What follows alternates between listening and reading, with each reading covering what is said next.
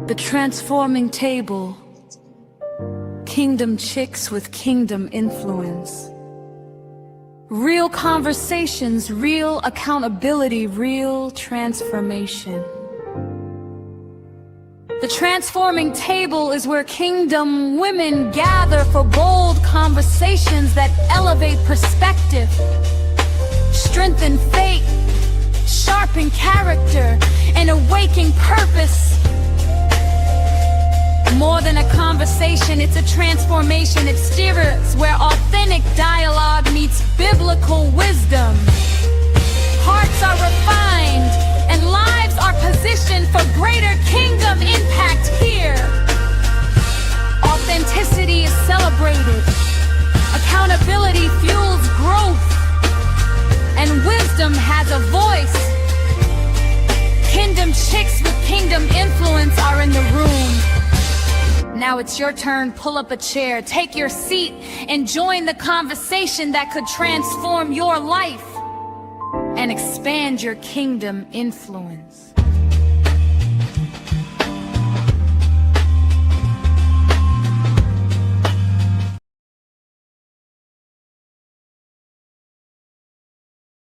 Hello, hello, hello, and welcome to the Transformation Table, where Kingdom Chicks are gathering for conversation on tonight. Conversation is going to elevate your thinking, it's going to deepen your faith, and it's going to strengthen your character on tonight. Come on, we're going to ignite some purposeful living on the inside of you. And there is a space for each and every one of us at the table on tonight. So ladies, kingdom chicks, kingdom men, who's ever on that's for the kingdom tonight, we invite you to pull up a chair. We invite you to get your coffee, get your tea, get your ear, get your notepad, whatever it is that you need to get. The Kingdom Chicks with Kingdom Influence is on the air on tonight. And I am excited that you have come to join us on tonight. This is our second episode. And on this episode, we're going to be talking about the weight of sisterhood. How many of you realize on tonight that sisterhood, it carries a weight? If you're in any sister group with a sisterhood, there is a responsibility that you have on tonight. And we're going to talk about sisterhood on tonight. We want to talk about kingdom chicks. We don't compete, but we build one another up in everything that we do. We're not competing for attention. We're not competing for your outfit. We're not competing to be who you are. We're not competing for your purpose. And God knows I ain't competing for your job because I'm trying to do 5 more years in my job to get out of there. So we're not competing for anything on tonight, but we're building together. And I have some awesome kingdom chicks that's coming on tonight that we're going to get prepared to have authentic conversation, real conversation, because we got real accountability, and we want to do some real transformation on tonight. I'm going to start bringing our guests on. We had some technical difficulty because of the weather and the storm. I don't know about you, but there's a tornado watch in my area. So prior to me coming aboard, I had no electricity, but thank God I have it on now. So my first guest is going to be Amina Maybank. We're going to welcome her aboard. Hello. Hey sis, how are you on tonight? I am well. How are you? I am great. I have no reason to complain. Everything is well with me. I hope everything is well with you. Our next guest is Antoinette Lawrence. She was having some kind of difficulty getting on. We're going to see if she's on the stage right now. Hey sis, can you hear us? I can hear you. But I'm still at the table. You may not can see me, but you will hear me indeed. Okay, sis. As long as we can hear you, it still has the impact as if we're going to see you. So, sis, I am so excited that you ladies are at the table with me on tonight. I anticipate real conversation on tonight. No bars hold. We're going to talk about sisterhood. We're going to talk about how we don't compete with each other. We're going to talk about how it's all about building one another up. It's all about gathering together and being one community of women. I believe we can be a community of women. I don't believe that women always got to be catty. We always got to be jealous. We always got to be competing against one another. But I believe every word that we speak, every conversation that we enter in, every choice that we make, I believe is powerful. I believe we come together to build up every day. And we're not coming together to quietly tear them down. Because women, come on now, we can quietly tear you down and we can be loud tearing you down. We can go after you in ways that will blow your mind. And before you know it, we done got you to the point until you're doubting yourself. So we're going to get started on tonight. And before we really get started, I want you ladies to tell just a little bit about yourself. We're going to start with you, Amina. Just tell me a little bit about yourself. What's going on with you? What you doing? How you doing? How you feeling on tonight, sis? I'm sleepy, but praise the Lord, I'm here. I'm standing. I am doing what God has called me to do in this season. I am a lover of Jesus. I am God's baby. I am a minister. I am an author. I am a communications professional. And so, yeah, that's pretty much me. And I love these spaces and I'm grateful for the invite. Awesome, awesome, awesome. So, Sister Antoinette, sis, where you at? We need you to talk to us on tonight. Well, good evening. Please let me start off by thanking you for this opportunity to sit at the table with my sisters, whom I both know and whom I both love. I am currently a servant at Victory Christian Center, where I am an elder under the leadership of Apostle Dr. Jimmy A. Ellis. And I'm also the president of Women of Purpose, which is the women's ministry at Victory. Yes. Awesome, awesome, awesome, awesome. And these ladies are some awesome ladies, and I've seen them in action. I've talked to them beyond the closed doors, in closed doors, all around.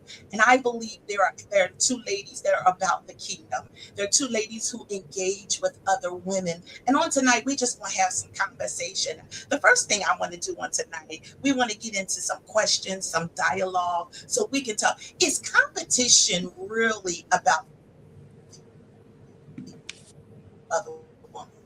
Just think for a moment. Or is it really about something that's unsettled within us? When we're competing with other ladies, when we're competing with other kingdom chicks, is it really the competition that we think that we're in? And sometimes we put ourselves into competition, but is that competition really about other women? Or does it really reveal something that's unsettled within us? Any one of you can jump in at any time. Well, I'll start. I think it is actually something unsettled within us. I think it has to do with possibly self worth, like when you doubt your own worth, or it causes insecurity, and you feel insecure believing that you must have like a certain amount of whatever money, clothes, job, status, sex, recognition, the title in the church in order to feel okay about yourself. And so this insecurity also leads to envy and jealousy, I believe. And people can sense that because you come off as haughty, entitled, or you come off as weak or desperate. So I truly believe that it's something within us, not necessarily the other system. Okay, I agree. that's good. I absolutely agree with that. And as you were talking, I know we're talking about women, but I think it's a universal thing too. I don't think it's just It is. women, it's men too. Discovering that. I have discovered that, but I think it's rooted in insecurity and rooted in, um, it could be low self esteem or just not happy with where you are. And I don't think it has anything to do with the other person.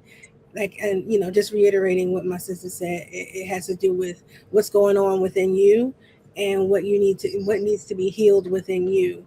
A lot of times we don't want to take the time out to really question and examine ourselves and say, you know what, I'm a little envious. I need to, we don't want to deal with ourselves. And so I think it comes off as, oh, I don't. Have you ever been in a space where somebody like, I just don't like her? She ain't do nothing to you. What you mean you don't like her? she triggered something in you. That's what happened. And so I definitely agree with my sister. It's something that's unsettled within you. So it's funny that you said that, because I have been in situations, or I have entered into a room and people have declared that they just don't like me.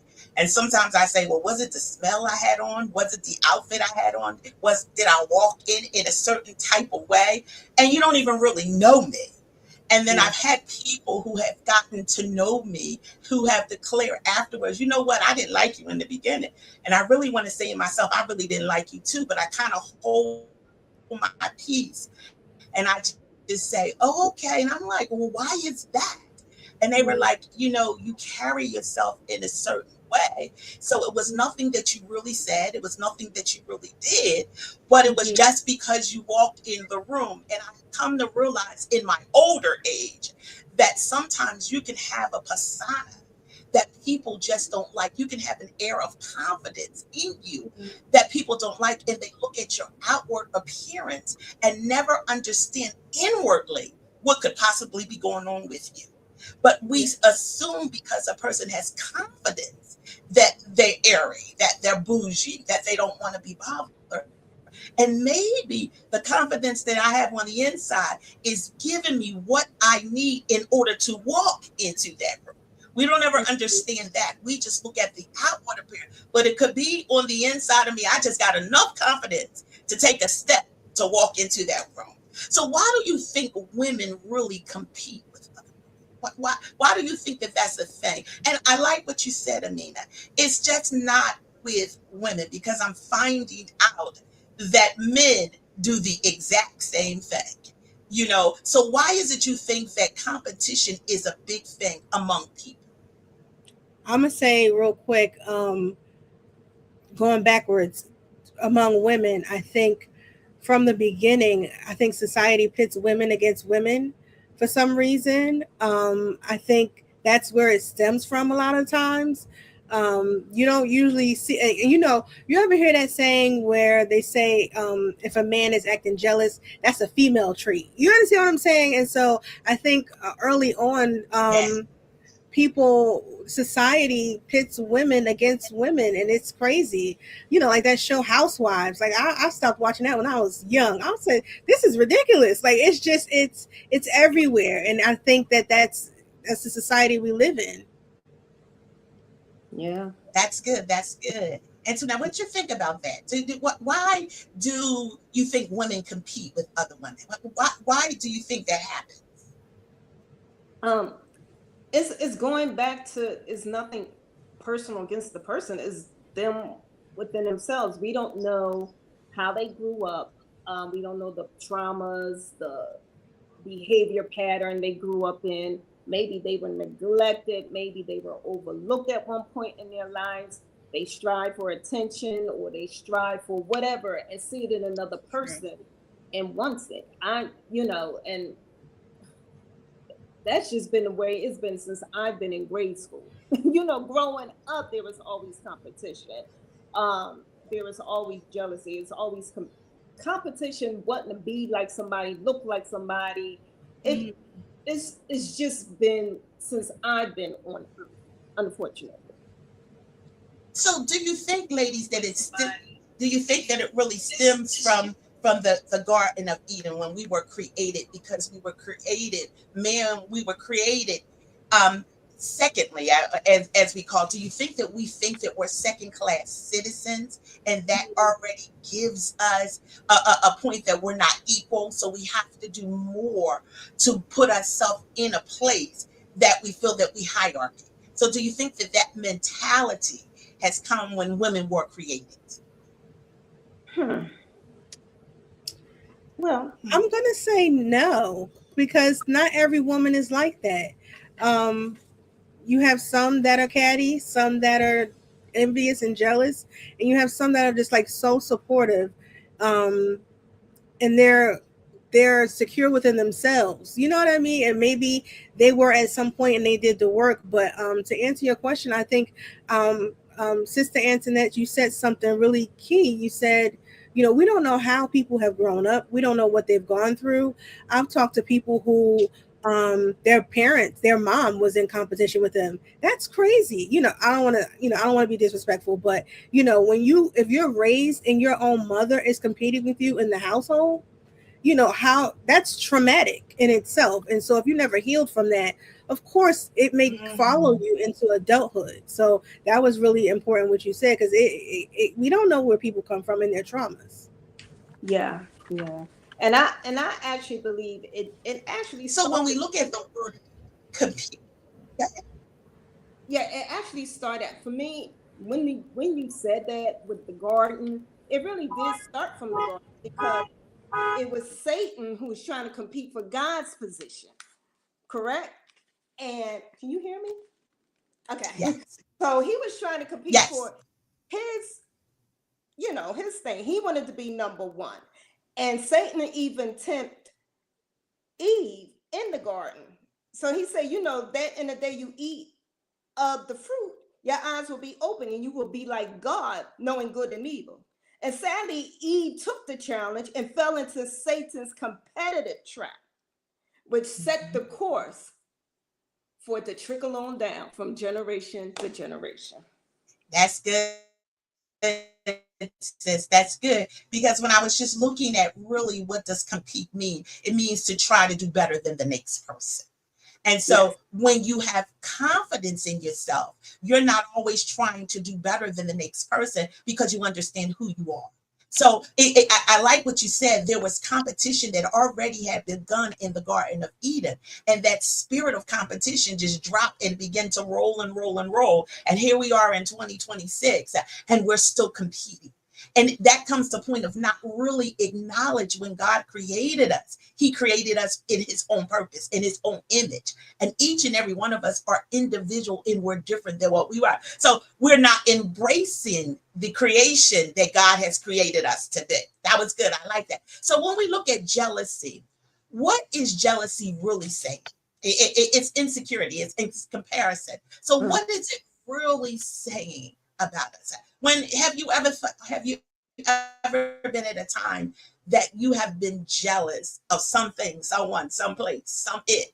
And what was that feeling that you feel? And why were you jealous? And what were you really saying being jealous?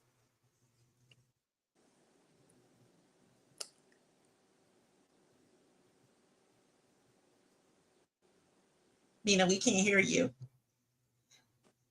We can't hear I'll you. say, I think going back to um just I feel like when you're jealous or you're envious, and when you said the definition of competition or competing, you want to do better than the next person, or you want to be ahead of someone, or you want to be first, right?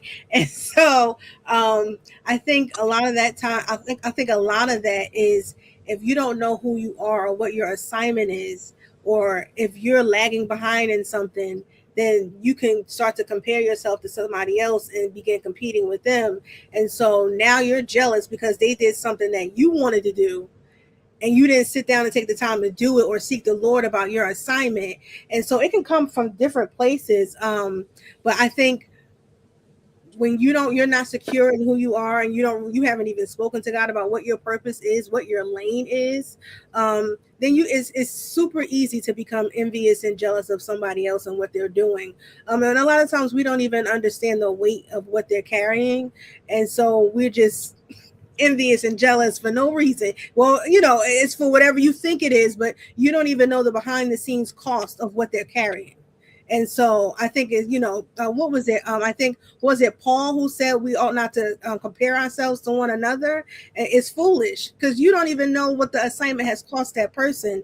And so I think it stems from insecurity, because you don't even really know who you are in Christ. Okay, that's good. That's good. Sis, Antoinette, come on, chime in. What do you think about jealousy? I don't like it because I were once jealous, and I didn't know. I didn't, and you know what? It wasn't actually against the person. It was against my. It was a thing of timing because I was jealous of someone getting ahead of something that I thought I should have been ahead in their position way before them. You know what I mean? So it wasn't Mm-hmm. actually towards the person, but I know it probably was towards the person, but it was more towards God. But I had to work that feeling out and give it to God because it was like I wasn't trusting His timing, and I blamed it on the person, even though the person's timing was her timing. But I was a little jealous because I thought that I would have been in that position way before that person. So I didn't like it. I've experienced it. I've done it, and I prayed about it, and the Lord delivered me from it. So yeah, I've been there, done it, got a T-shirt. I have a question for you, I, sis. I I, know you. I know. I just want to ask a question. So, how did the Lord deliver you from that? How did you overcome that feeling of jealousy towards that person, and you felt like, oh well, I should have. It should have been me. How did you overcome that? But you know what? The person didn't know I was jealous. That's number one. It was hidden. Still love the person, but like I said, I gave it to God. It didn't happen overnight. This thing, some things come by fasting and praying for real. And that's what I had to do. I had to lay down my plate. I had to cut off Tyler Perry, and I really had to seek the Lord. You know what I mean? Because I couldn't do it on my own. And I didn't want that ill feeling because I'm not an ill feeling person. You know what I mean? And trust me, I was happy for the person, but I still was jealous that the person got there before I did. But then that's when I had to learn about God's timing. That's when I had to find scriptures on seasons and that kind of thing. So I had to build my own self up. That's good. Thank you. That's real good. You're welcome. so, do you think that jealousy can be hidden, or do you think it actually shows up in our behavior, in the words that we say? Because you can be jealous, and you made a good point. Not putting you on a thing, but just throwing out some questions that are coming my way. Mhm. So, do you think that you really can hide, because jealousy really can be an action, a behavior? So, and I'm not saying that you were, sis, but this was a question that was thrown out. Can we really hide our jealousy? Will it show up in our behavior? Will it show up in our actions? Will it show up in the words that we say? And I like what you said. You weren't really jealous of the person per se, but you were jealous of the elevation that Right. God that they were having in God. So sometimes we can be jealous of an action that we feel as though should come our way, but it doesn't. So does it show in our behavior? Does it show in our actions? Does it show in what we say? When a person walk in the room, just a question I'm throwing out. Sometimes it does. If you're a good actress, you can hide it. You know what I mean? They can walk in a room and you be like, oh, there she go ahead and do what I'm supposed to be doing. Hey, girl, hey, one of those, and you can fake it. And they may not know it, but guess what? God knows it, and you know it. You know what I mean? And then other times it can show. It can show if you throw shade. And like I said earlier, it could show if you come off as haughty, weak, or desperate, or you know, it can sneak out and sneak out. It can. Okay. That's all I got. And that's good. So, so I like what you said. You had to really take that thing to God. And sometimes we do have to take things to God, because it can show up. It can show up unconsciously. Right. It can show up when somebody say something. You be like, really, that ain't all that. She ain't really all that. And before you know, your mouth has spoken something that your heart and your thought Heart. had thought in your mind, and it's Yes. coming out your mouth. Yes. I Exactly. like that. I like that. So let's talk for a moment. What's heavier to you, a betrayal of a friend, or a disappointment from a stranger, and why? Child, a friend. Ain't nobody got time for no strangers. I don't care about you. You, you know.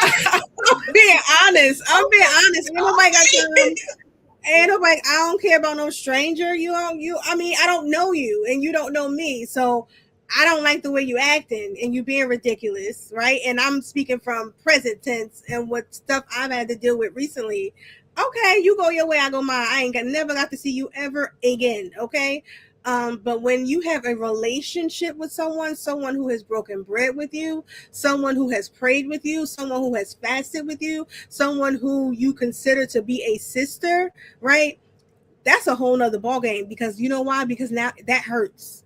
A stranger can't hurt me. I don't care nothing about what you think or how you feel. Praise the Lord. But somebody that's close to me, and I could like, it's something off with it, and you're not really happy for me. That's hurtful. You know what I mean? That hurts. So how do you get over that hurt? How do you deal with that hurt? So okay, how do you deal with that hurt?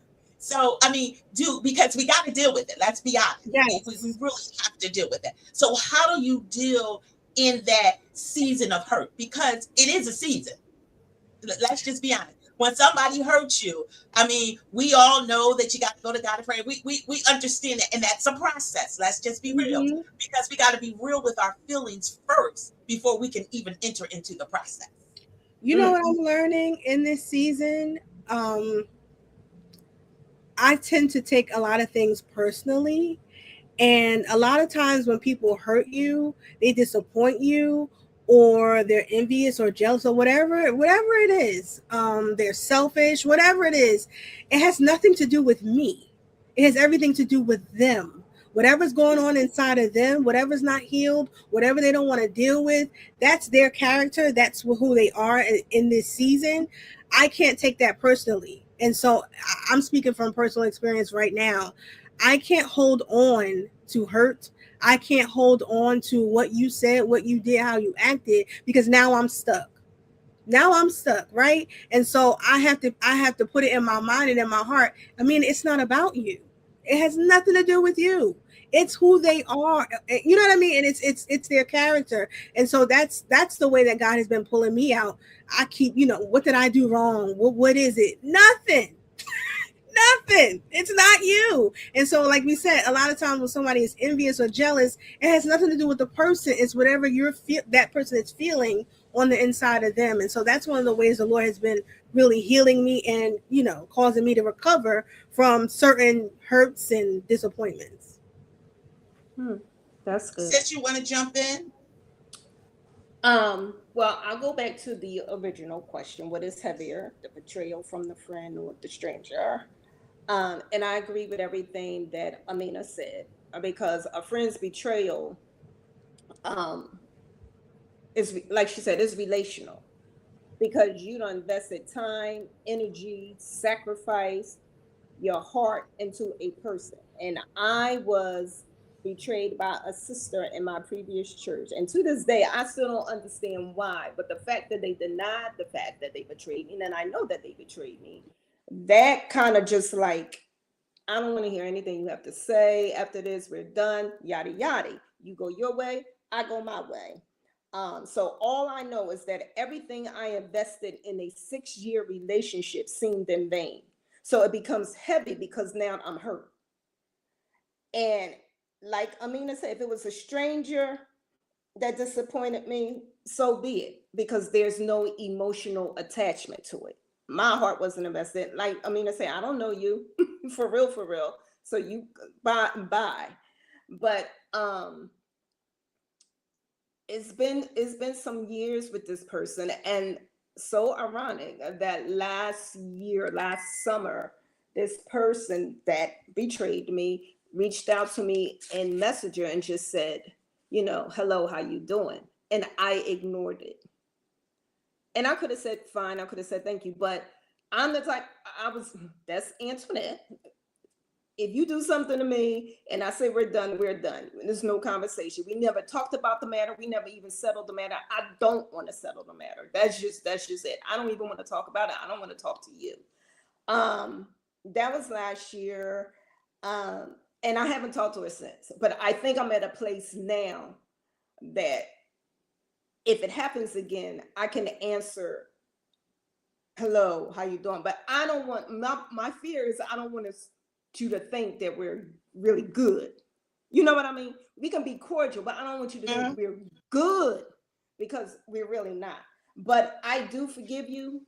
But I know if I start something, a conversation, I'm good, a hello, whatever, then the person gonna keep going. Then it may trigger some stuff that I think I'm over, then I'm really not over. But yeah, it's a hard thing. It's a hard thing. God's still working So on me. Pray for me. He's not praise strength, praise strength. So let's talk about that for a moment. When we talk about words that hurt us, that's been said by someone that's close to us, that their words that hurt, do you think that those words are exposing a truth in us that we're not facing? Do you think those words are that someone has said about you that has wounded you, or opening wounds inside of you that you did not want to confront? So when we look at words that are hurting, and sometimes words that can hurt you because they're just downright disrespectful. So, but when we look at words sometimes, and we really look at, the words that are saying, are these true words that the person said? Can we get hurt by them because we're not willing, ready to face what they said? Hmm. Oh. It depends on what the person's saying. Because if you're just saying some stuff to be mean, then get out of here. What you talk? No, I don't feel no way. But like you just say, but it depends on like give us an example. So let me say it this way: what exactly hurt you about what was said?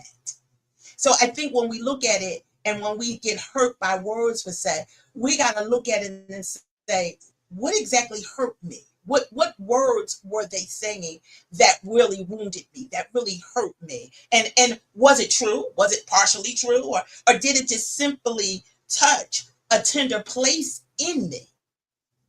So because sometimes people can say things to us, and it can be true, and we get hurt by it, because first of all, you didn't want that person to say that. But second of all, maybe because we didn't want to deal with the wound of the word that just has been opened. So we become hurt. Hmm. And we hold on to that hurt and don't allow forgiveness to come in, when really God might allow those words to be said so that you can deal with that wound on the inside of you. Hmm. What do you think about that? Well, me personally, haven't actually been um, betrayed in that manner. And the betrayal I was referring to just a few minutes ago actually had to deal with a lie, just a made up lie to destroy my character, to destroy my marriage, that kind of thing. So nothing was verbally said to me. I never really had the experience of someone like breaking saying something to me to hurt my feelings besides grade school and high school, but that was just catty stuff. But I can't really speak on that part. um I mean, can you? Okay, no problem. I'm throwing out No, questions. People are I did texting to want to. I did want to address something that Pastor. I was looking at the comments. Pastor Lorraine, she said, I Okay. did want to, if that's okay with you, sis. Pastor Lorraine said, I like this comment. She said, some people are comfortable with you as long as they believe you're beneath them. But the moment you start growing, healing, building, and leveling up, the green eyed monster shows up. Your growth didn't change them, it revealed what was already in them. My Lord. that's part of my sisterhood right there. Ooh-wee. But and that's true. So it goes with elevation. A lot of times when we elevate, and that goes back to what my sister Antoinette said, a lot of times when we grow and we go to the next level, there are times that we become jealous, we become envious, and we're being real up here on tonight. So these are real feelings that we do. We may not want to acknowledge them on the stage tonight, and that's cool, but that's real feelings that we have. And what happens is we begin to say things, but then what we're really saying or hurting the other person with is is really what we feel inside of us, because maybe they grew, maybe they made to the next level. So we want to be careful, when we talk about women and competing, because all of these branches that we're pulling out tonight falls under being competing with one another. Because when you compete, you have jealousy. When you compete, a lot of times there's hurt that's on the inside of you that we have not dealt with. And the hurt could be a wound that we had from childhood, that we had from teenager years, that we had from, other relationships that we need to who. So you begin to think of yourself less than what you are. And then you compete with the next person because you got low self-esteem inside of you. What about when, and this is just, y'all talk to me and help me. What about when someone has more than you? They have more than you. And then they start to see you, you're not even on a level. They got everything, the house, the husband, the kids, the money, and all of the things, the ministry platform. But the minute you start to get a little bit of they got a whole, I always say it this way, you got a whole loaf and you over here flown away by my little slice of bread. Like, that's crazy. So, sometimes I think jealousy could also, or competition or comparison can also stem from, you're used to being the one. You're used to being the one that shines all the time. You're used to being the one that people pull on. You're used to being the one that gets all the attention. You're used to being the one that people call to speak. You're used to being the one that preached. You're used to being the one to get all the shine. And then now somebody else is coming along, but you good though.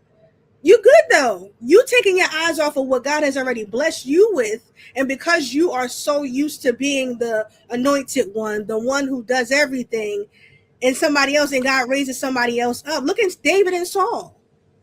Look at David and Saul. Saul had the kingdom. He was the king already.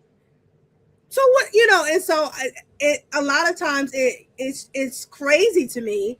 Like, you have everything and then you're jealous of somebody that's coming up behind you. Y'all talk to me and help me with that, because I'm still trying to figure it out. Do they really have everything? Because someone is on a different level doesn't mean they have everything. What we're looking at on the outward does not really tell what's on the inward. You may think that you're a slice of bread and they might be the whole loaf, but the slice that you got something that they need in that slice in order for them to become jealous. There's something about your slice that you have. Because we think somebody has everything doesn't mean inwardly they have everything. We all put up masks. We all, what is the favorite saying we church? We blessed and highly favored. But are those words really true? Or are we speaking those words so no one can see the mask that we just put on when we came out of our homes? Because everybody walking to church and now I'm blessed and highly favored. Sometimes that whole loaf, you got something in your slice that they desire. And I'm going to put it back on my sister, Lorraine. We had a conversation a couple of months ago and I was sharing with her something. And she had to speak that to me because I was dealing with something that was the same thing. And she was like, no, you got something that they admire. There's something about your one slice that they admire. And now there could be jealousy there. There could be competition there because it's all about your slice and not the loaf. You get, that was my words. I interpreted, Lorraine. Those weren't your words, but you know me. I bring out the interpretation of words, so she already know me. So, Antoinette, jump in. Yeah, that I like the whole slice, the whole loaf. The whole thing too is that the enemy wants to bring the spirit of distraction, and that's all it is. Is a distraction to take you off your course. You have to stay focused on what God called you to do, your assignment, stay in your lane and stay focused on God. Let him deal with the other people. Don't you have to let go and let God. Because I think too, you may just be harboring just a little bit, but you have to learn to let it go and get focused on God. That's it. If you stay focused, everything else is null and void, sweetie. Null and void. Be who God created you to be and And do to what He jump back called on you to what do. she says, yes, it's the enemy to bring about stumbling blocks too. So Yes. if the enemy can get you to focus on that and to miss where you're going. And sometimes we just moving into a different level and a higher level in God and we just getting it done. And that's what you got to focus on. You can't focus on everybody who's going to speak over you gloom and doom. Sometimes it's just is you're elevating. Thank God for the elevation and continue to do what God has called you to do. It's the Nehemiah syndrome that I like to say, and I always say all Come the time. on, you in my business. Yes, You in my I'm up here now, and you might be saying stuff about me, but I don't have time to turn around and come down and to deal with you. So Tobias and I'm stuff. about Come a good on work. I'm here. about to do something else. So I Mhm. can't allow you to come and speak. Maybe when I'm finished my purpose, maybe when I'm finished my course, because when I finish my purpose in my course, now I'm higher than what I was when I was on the ladder and you were trying to get me to come down. But Yeah, I'm about it. So I can't turn around and deal with that right now because that's going to make me miss my focus. And I always say, God, help me to put my face as a flint. And when cool. your face is a flint, it's as a stone. It's Mhm. as looking at what God has called you to. And that's a difficult thing for me. So, but that's been my focus. And actually, in this year of 2026, that's been where I've been sitting at. You know, you got to do what God has called you to do. That's it. Come what people That's say about good. it do, you know. And there are times that God is going to move relationships from among you. It's not anything that you may have done, it's not anything that's bad or ill will, but sometimes when God is calling you to a different level, He needs to take you through a process of preparation.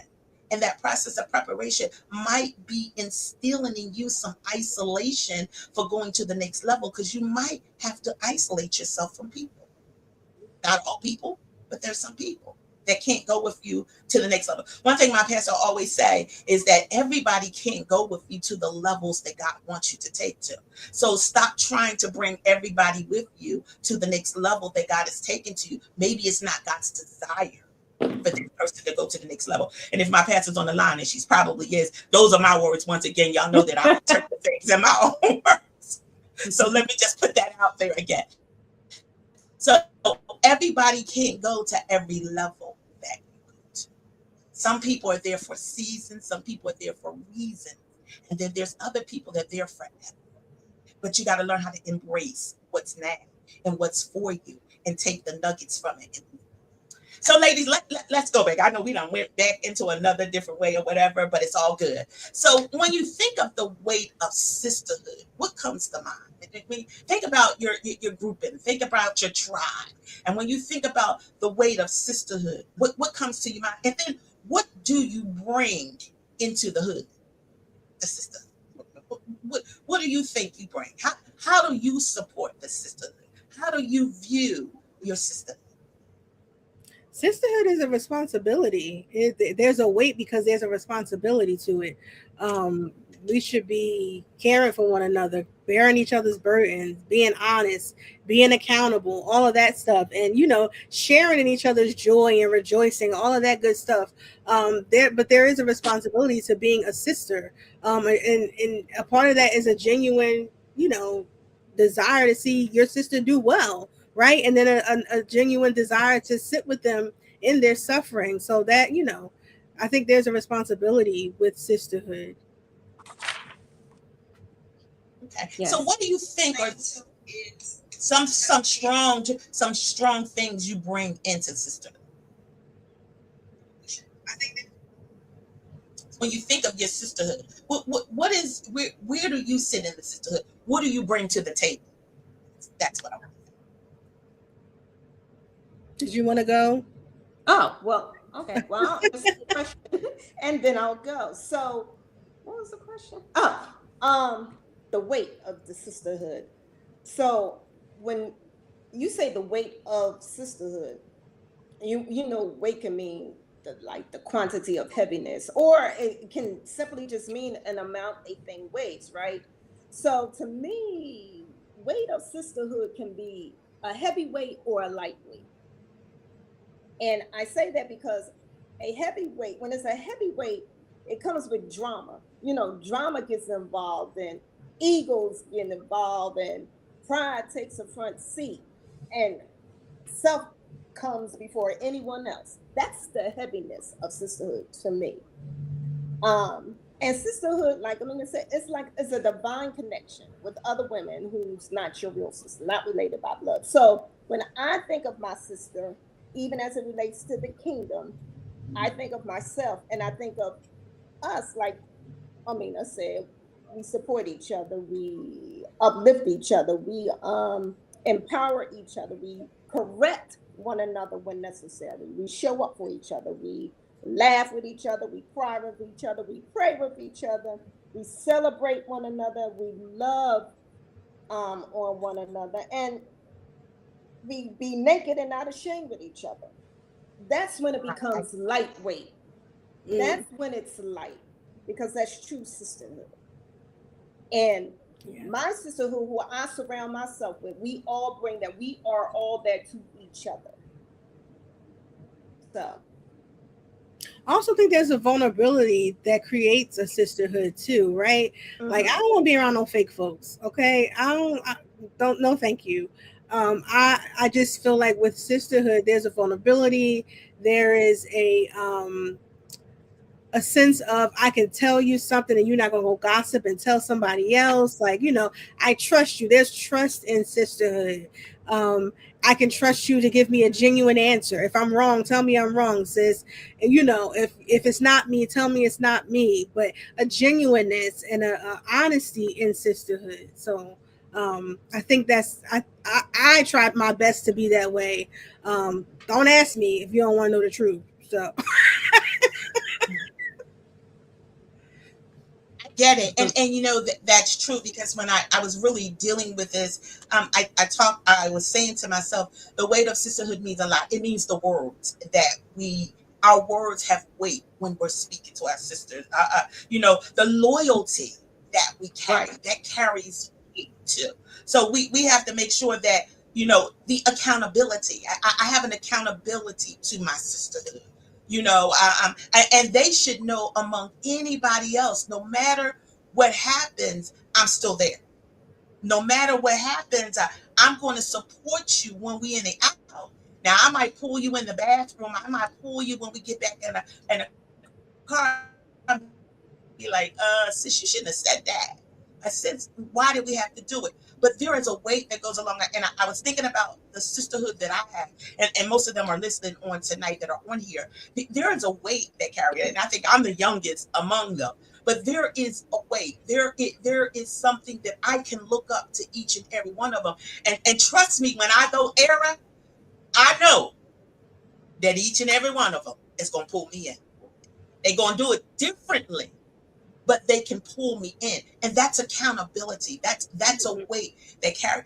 My words might be wrong. One of them will give me a look, but one of them will come walk up beside me and be like, now you shouldn't have said that. And as we walk to the bathroom, and I'm saying to myself, but I didn't have to go to the bathroom.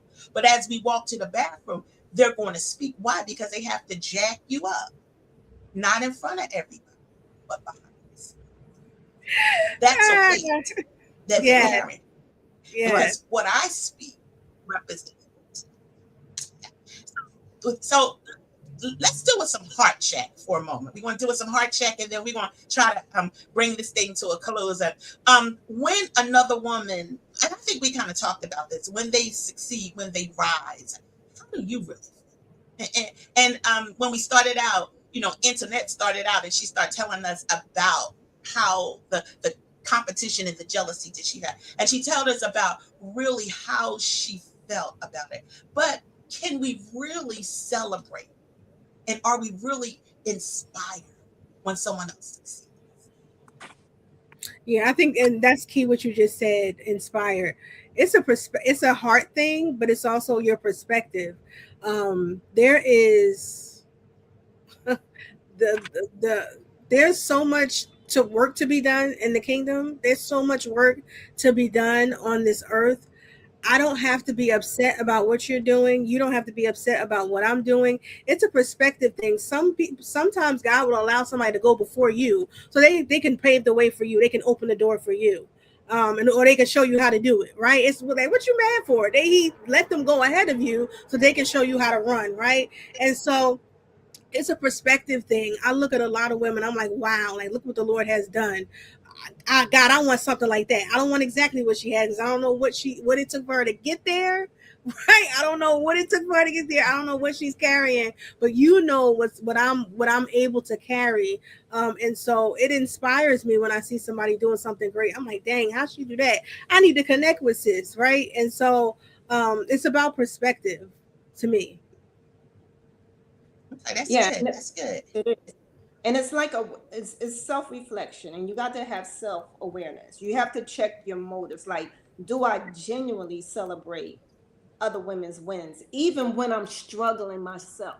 Hmm. You really have to ask that question. And now I'm at a point I realize that another woman's success can be motivating.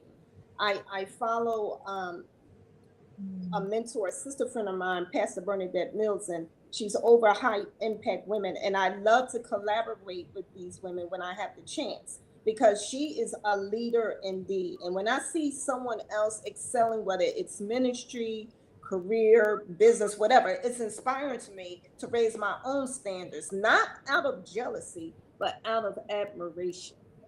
Mm. So it's basically having the mindset, not that she's better than me or she thinks she's all that. I don't have that mindset. My mindset, if she can do it, I can too. Whatever my God-given assignment is, I can do it. So the goal is not to outshine someone else, but to be who God created us to be, so we can all benefit from one another.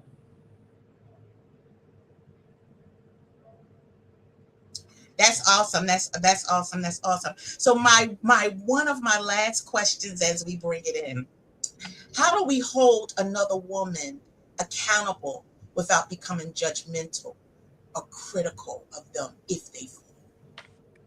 Hmm. Hmm. We have to do everything in love. I think you can't. You're not responsible for how they receive it, but you are responsible for your delivery. Um, Uh-huh. if you my sis and I really love you, like we really have that relationship, like we for real, I should be able to tell you, ma'am, no.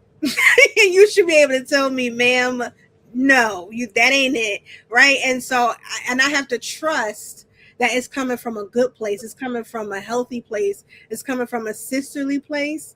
But you can discern when it's hate. You can discern when it's jealousy. You can discern when, okay, you're right, because you knew when they were walking you to that bathroom, they was gonna cut you up real good, and you received it, right? You Right. received, and so I think I a part of smile. that is knowing someone's heart. That's one of the things I'm Yeah. learning, because I tend to think the worst of people. Like I'll be like, child, no. I immediately go for the worst. But then when I sit and think about the relationship over time, I'm like, I mean, it wasn't even that deep.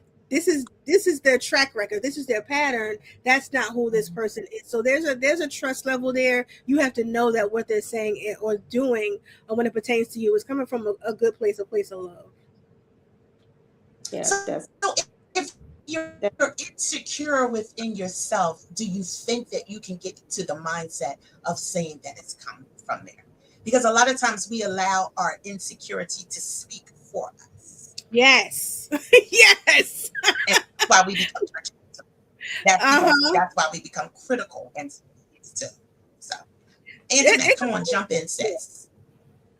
yeah, it's what Amina said. Your approach has to be right. It has to be right. You always should pray before the conversation. Holy Spirit, God, my tongue, open the person's heart, open the person's spirit. But you have to create a natural conversation with no intensity. Don't come at nobody wrong or sideways, like Amina said. So the thing is, you got to focus on the behavior or the action and not the actual person. So, and you got to have empathy. You know, by the grace of God, it's not I. You just have to put yourself in their shoes, or you have to feel what they feel, or just be sympathetic. And then lastly, you just don't knock the crown off their head. Just help them adjust it. That's your goal. That's good. I know, don't like the crown off their head. I like that. Hmm. Just adjust it a Yeah. little bit. Okay, Just I like that. adjust it a little bit. That's it. I like Don't that. don't crucify. Don't crucify them. Love them. Just love them. Yes. So, one more question that just popped out. So, what does a builder look like to you? And how can we practically build another woman? What does a builder look like to you? And how do we build another woman? I Hmm. would say for me,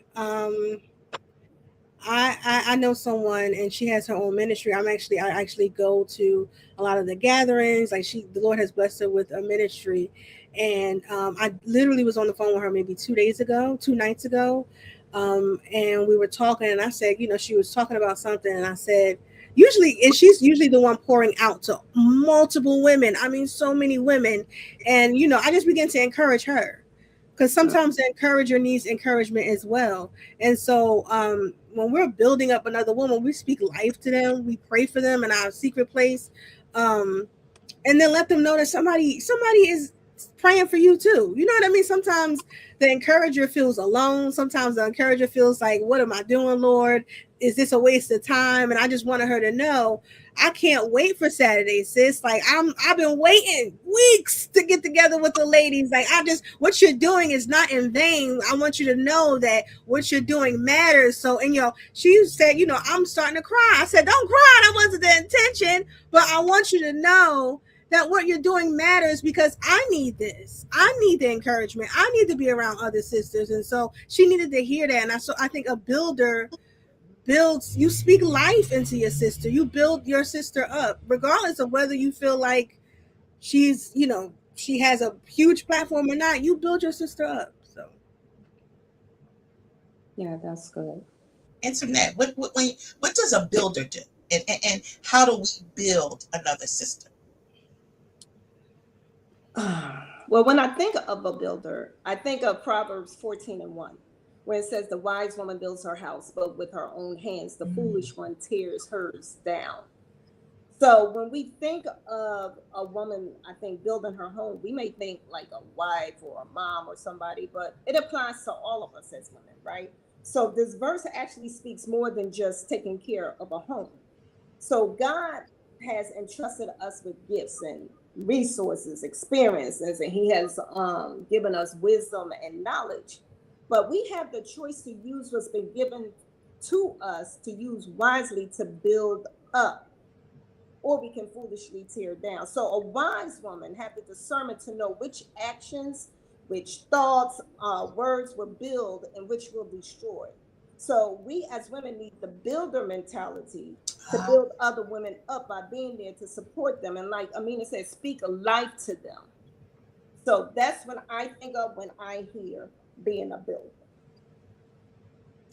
that was awesome. That was awesome. I like that. We encourage them. We celebrate them. Right. We speak life to them. So that's we. And when we talk to them in the spirit of love. But most of all, we protect their name. mm, Yes. And Yes. when That's we do good. that, they don't have to be in the atmosphere when someone's trying to kill their name.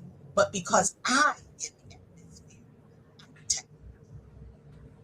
So and I think that's one thing that as sisterhood, that's something that we have to learn how we have to protect the names of our women or of our sisterhood, of the ones that we're speaking to, because we can't be partakers of the conversation. And I want us to understand on the line tonight, even when you're listening and not saying anything, you're partaking in that conversation. Amen. So Amen. if someone's killing your sister's name, you are to protect that sister. And you've ought to say, and I've had to do that many of times, I'm going to excuse myself from this conversation, because if I stay here, then Hmm. you're asking me to protect and say something to you because you're about to speak about my sister. So Right. I'm just going to leave the room. Right. Right. So when we sit there and we listen and we carry the bone back, Because a dog that brings a bone will carry a bone. When we carry the bone back, we have already participated in the atmosphere of that conversation.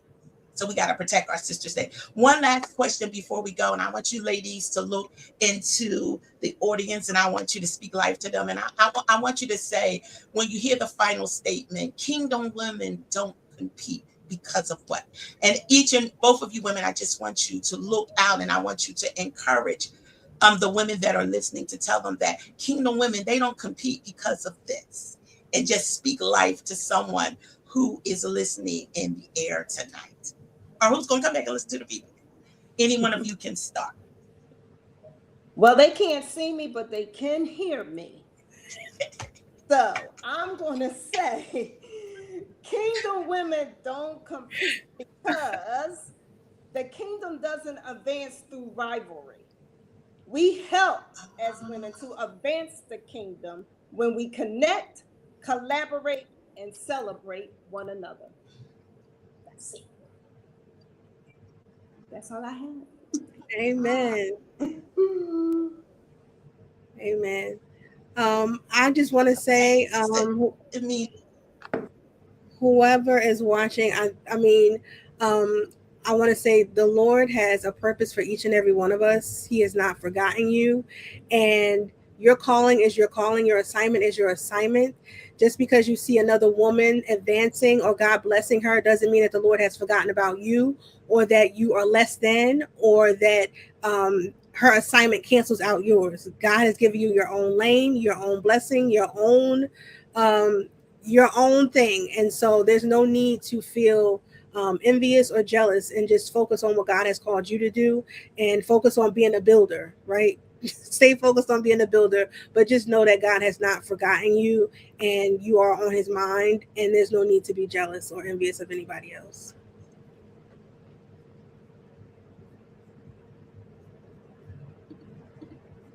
ladies, I want to thank you for coming on tonight on the transformation table or at the transformation table where we are kingdom chicks with kingdom influence. I want to thank the ladies in the audience for pulling up a chair and just joining us on tonight.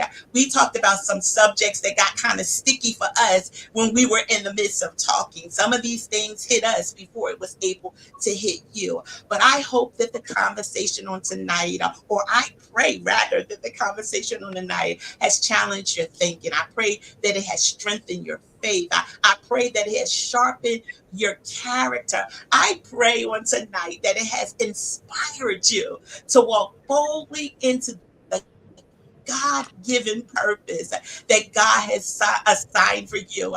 In other words, when I'm telling you, kingdom chicks who are listening to me on the night, this is the year that we're getting it done. I don't know what year it is, but this is the year that we're getting it done. So remember, transformation, it doesn't happen by accident. It happens with one intentional conversation, one intentional decision, and one intentional step. And we take each step one step at a time until we meet again. I am your kingdom sister, your kingdom chick, Patrice. So I want to remind you to keep pulling up a chair. Keep pulling up the chair to sit at the table. Keep becoming the woman that God has created you to. I'll see you again in September on the third Thursday in September. I believe that it's September 17th. But we're going to be coming back and we're going to be talking about the if figure. If only I would have done what? You got Oh, to that's come back to the table, the transformation table. You got to come back to hear what the kingdom chicks, what the kingdom influence is going to be happening. If only I would have done this, I might be here. But before we close, I want to say to you, I need you to meet me on Tuesday for Testimony Tuesday. Is this Tuesday coming up? And at 6 a.m. on Tuesday, Transformation Tidbits. We're having Testimony Tuesdays for the next couple of Tuesdays. And we're having people that are coming on and they're going to be talking about their testimony and how they got it done in 2026. I got Chef Mar that's coming on this Tuesday. And I believe this Tuesday is Tuesday the 25th. She is the chickpea chick woman. I love that, the chickpea chick. And she's going to be coming on this Tuesday at 6 a.m. You don't want to miss her testimony of how she got it done. But you got to be on Tuesday Transformation Tidbits at 6 a.m. Watch it for the flyer that's going to be coming up. And until we meet again, Kingdom Chicks with Kingdom Influence, to my panel, thank you, ladies. Thank you. Awesome. I am so happy to be a part of you, my extended sisterhood. Yes. I thank you and I love you from the bottom of my heart. Be amazing on to this evening. Shalom. Kingdom Chick, thank you for pulling up a chair and spending this time with me at the transforming table. I pray today's conversation gave you something to carry, something to think about, pray over and live out. Because real transformation doesn't happen all at once. It happens one conversation, one choice, and one faithful step at a time. I'm Patrice Thomas, your Kingdom Chick, reminding you that your seat at this table always has purpose. So keep growing, keep choosing wisdom, keep walking by faith, and keep becoming the woman God created you to be. This is where real conversations, real accountability, real transformation become a kingdom lifestyle. Until then, keep Christ at the center, keep your heart open, and remember, your best self is still becoming.